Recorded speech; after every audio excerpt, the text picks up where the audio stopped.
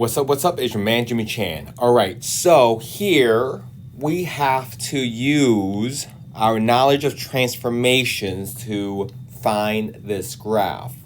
So the one thing that we know about the transformations that we need to know parent functions. So what's the parent function of this? Well, what I see is this square term, and that's about all I see. So that means the parent function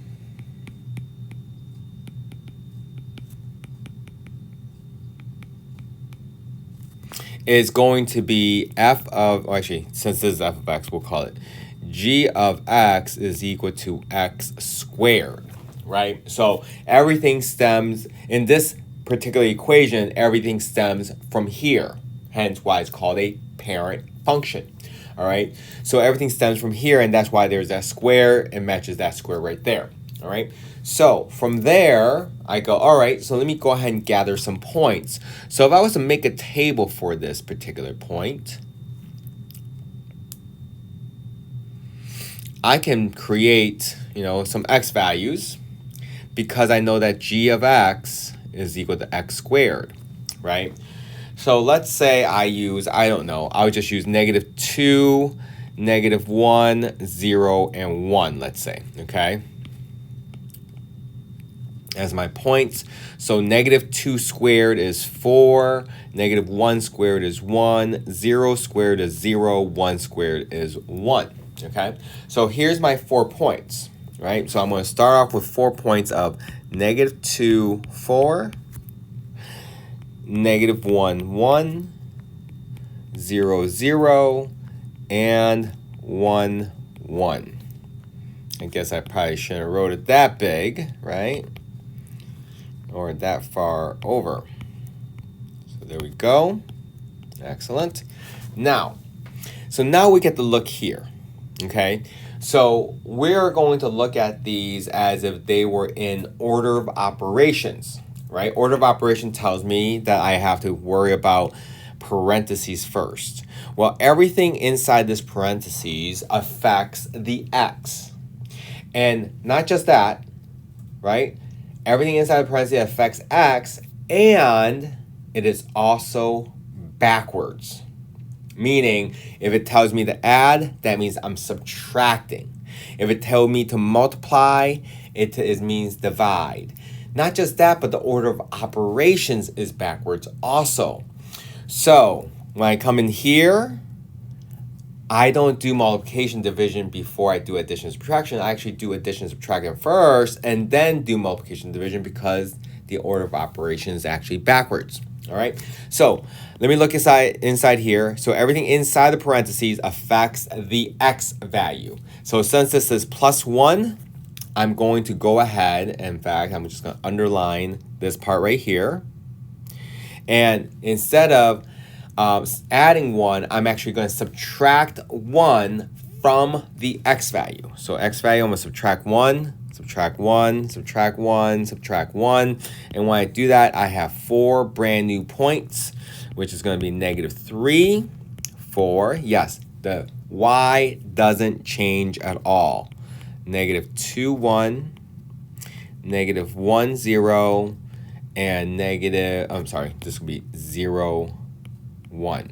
So essentially what this is telling me to do is to shift left 1 unit. So that's why only the x value shifts, right? So I'm shifting left 1 unit, so the y doesn't change at all. It is my x value that changes. So that's why all my x values went left 1 unit. All right, so there's nothing else inside the parentheses to do, so I'm done with it. The exponent I don't have to worry about because that's part of the parent function. So now outside the parentheses. So anytime I'm outside the parentheses, I'm actually affecting the y value. And everything is straightforward. So inside, like Alice in Wonderland, everything's kind of backwards and upside down, where everything outside is straightforward, okay?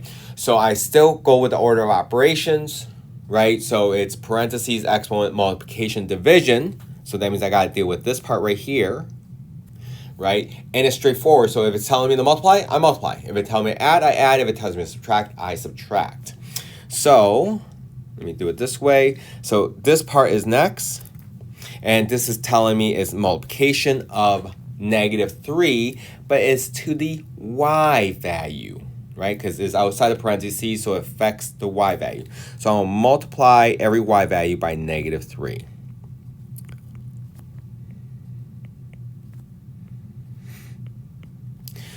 So essentially what's happening here is that the negative flips because the y value goes from positive to negative.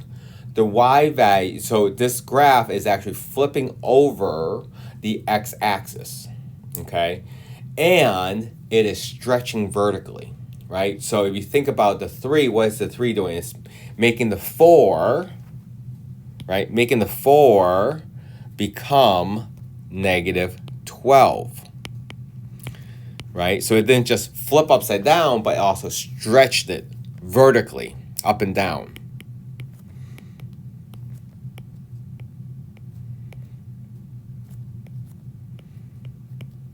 And yes, don't forget, 0 times -3 is also still 0. All right? All right, so now multiplication is done. So now I go addition, subtraction. So it's this part right here, right?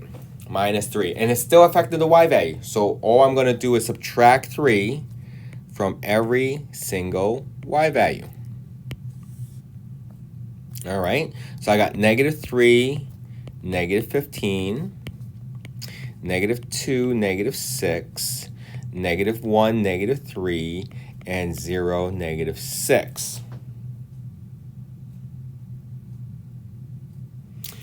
So now what I'm going to do is look at the graph and see which one of these is actually my graph, right? So it should hit this point here, which it does. It hits this point here, which it does. It hits this point right here.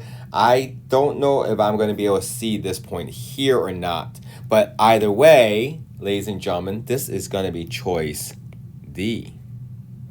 And there we go. I hope that's a good refresher. If you have any questions, please let me know. See ya. Bye.